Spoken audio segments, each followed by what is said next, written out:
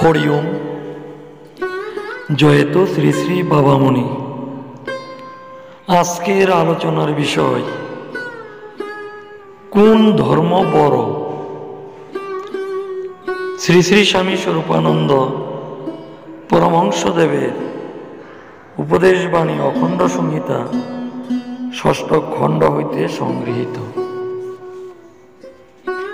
হিন্দু, মুসলমান, বৌদ্ধ, খ্রিস্টিয়ান কোন ধর্ম বড়? এক প্রশ্নকর্তার প্রশ্নের উত্তরে শ্রী শ্রী বাবামণি বলিলেন, কোন ধর্ম বড় আর কোন ধর্ম ছোট, এই বিতর্ক নিয়ে লড়াই হতে কেন আমরা দিচ্ছি? ধর্মের শ্রেষ্ঠতার পরিচয় হবে কি তলোয়ারের ধার দিয়ে, নাকি কামানের গোলার উষ্ণতা দিয়ে, না লাঠির ওজন দিয়ে?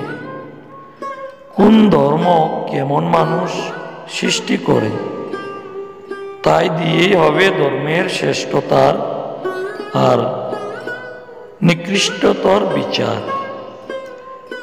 বীজের শ্রেষ্ঠত্বের প্রমাণ হবে সেই গাছের ফলকে দিয়ে, তেমনি ধর্মের শ্রেষ্ঠত্বের প্রমাণ হবে সেই ধর্মাবলম্বী ব্যক্তিদের শ্রেষ্ঠতা দিয়ে। এই বোধ প্রত্যেকের ভিতরে জাগিয়ে দেওয়া আবশ্যক, তবেই এদের প্রতি আপনাদের প্রকৃত কর্তব্য করা হবে। কোনো নির্দিষ্ট ধর্মাবলম্বীরা যদি শত সহস্র সংখ্যায় দেবচরিত্র হয়, মহৎ হয়, উদার হয়, পরোপকারী হয়, শ্রীজাতিতে মাতৃবুদ্ধি সম্পন্ন হয়, সহিষ্ণু হয়, ক্ষমাশীল হয়, সদাচারী হয়, সত্যপ্রিয় হয়, তাহলে তাদের শাস্ত্রের উপদেশ অধ্যয়ন না করেও জগতের সকল লোকে সেই ধর্মকে শ্রেষ্ঠ বলে মানবে।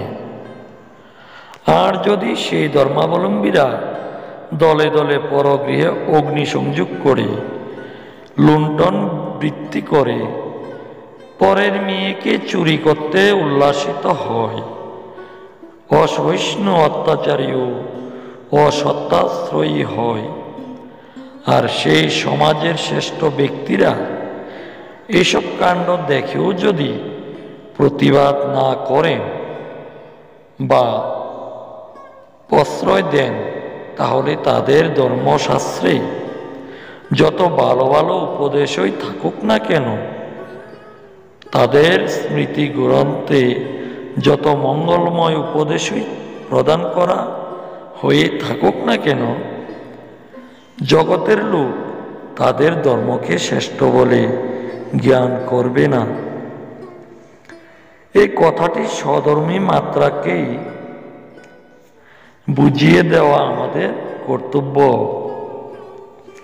তাতেই নিজ ধর্মকে বড় বলে প্রমাণ করবার সুযোগ এবং অধিকার আমাদের বৃদ্ধি হবে। শ্রী শ্রী স্বামী স্বরূপানন্দ পরমহংসদেবের উপদেশবাণী অখণ্ড সংহিতা ষষ্ঠ খণ্ড হইতে সংগৃহীত। হরি ওম। জয়তু শ্রী শ্রী বাবামণি। জয় গুরু।